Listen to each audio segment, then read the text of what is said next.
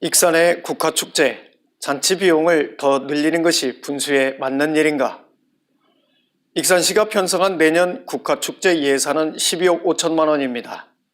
올해보다 2억 5천만 원이 증액된 규모입니다. 이 예산은 익산시의회에서 심의되고 있습니다. 정원열 시장은 담당 부서를 향해 이 예산액이 그대로 통과될 수 있도록 총력을 기울이라고 지시했습니다. 그 필요성에 대해 잘 설명하고 적극적으로 대응하라는 요구도 붙였습니다. 정 시장이 국가축제 예산을 아주 중요하게 여기고 있다는 메시지입니다. 그럴 만한 이유가 있습니다. 우선 국화축제가 익산 지역 내 국화 생산 농가들의 소득원으로 자리 잡았다는 점을 꼽을 수 있습니다. 축제장은 국화 생산과 전시를 중심으로 할 뿐만 아니라 다른 농특산물 홍보의 계기로도 활용되는 등 지역경제에 기여하고 있습니다. 또 농촌에서 재배한 국화를 도시민들이 향유한다는 점에서 도농복합도시의 면모에 부합되며 지역 축제가 갖추어야 할 요건 중 하나를 충족하기도 합니다. 국화축제는 또 관광객을 끌어모아 직간접적인 경제 유발 효과를 거두고 있습니다. 지난 가을 열흘 동안 개최된 익산 천만송이 국화축제에는 71만 명이 다녀간 것으로 집계됐습니다. 이는 지난해의 관람객 수보다 7만 명이 증가한 실적입니다. 관람객들이 먹고 자고 상품을 구매하는 등 지역에 돈을 쓰는 규모가 커진 것입니다. 축제가 소모적인 잔치에 머물지 않고 생산적인 관광상품으로 진화하는 중인 것처럼 보입니다. 2020년에는 국가축제의 콘텐츠와 볼거리를 보강해 더 많은 관광객을 끌어들이겠다는 구상이 정원열 시장에게 있는 것입니다. 익산시 담당 부서는 예산 증액의 필요성에 설득력을 더하기 위해 마산과 함평의 국화축제 추진 현황을 비교 분석해 의회에 제출했습니다. 특히 비약적인 발전을 거듭하고 있는 마산의 경우를 조명해 익산 천만송이 국화축제 예산 증액의 당위성을 강조했습니다. 하지만 우리나라 국화 재배를 선도하며 국내와 해외에 날려온 마산의 명성을 무시하고 비교 평가를 하는 것은 무모한 것입니다. 더구나 마산은 국내에서 국화축제가 최초로 시작된 곳입니다. 또 하나 마산은 익산과는 달리 천혜의 관광자원을 보유하고 있다는 점을 놓치고 있습니다.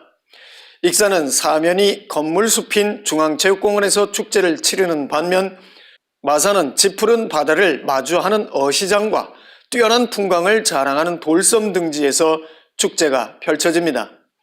볼거리도 풍성하거니와 현지의 싱싱한 해산물들이 지천으로 널려 있습니다.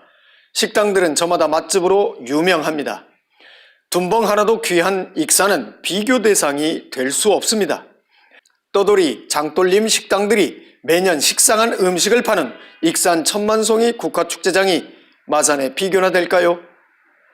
또 하나 간과해서는 안 될 것은 마산 국화축제는 마산의 대표 축제이지만 익산 천만송이 국화축제는 익산의 대표 축제가 아닙니다. 대표 축제가 되기 위해서는 지역을 상징하는 요소들이 충족되어야 합니다. 무엇보다 향토적 가치가 응축된 프로그램이 있어야 합니다. 그것은 지역이 역사성과 정체성을 발현합니다. 대표 축제가 차별성을 갖는 이유입니다. 그렇게 구축한 브랜드를 지역의 관광자원과 접목하고 향토산업과 연계하는 것입니다. 그런 맥락에서 익산의 대표 축제는 서동축제입니다. 서동축제는 마산 국화축제가 가지지 못한 차별성이 있습니다. 서동, 즉 무왕이 천도한 도성이 있고 단일 유적에서 국내 최대의 백제 유물을 보유하고 있습니다. 무엇보다 국경을 초월한 서동과 선화의 사랑 이야기가 있습니다. 익산시는 이 대표 축제를 별도로 개최합니다. 10억이 들어갑니다. 익산시는 또 사단법인 마한 백제 민속예술재전위원회를 지원해서 백제 무왕천도 입궁 의례식을 매년 별도로 거행토록 하고 있습니다. 여기에 6천만 원이 또 들어갑니다. 말하자면 익산시는 매년 축제 비용으로 20억 6천만 원을 써온 것입니다. 그런데 정 시장은 2억 5천만 원을 더해서 23억 1천만 원을 잔치 비용으로 쓴다는 것입니다. 구멍난 도시입니다. 인구가 모래알처럼 빠져나가고 있습니다.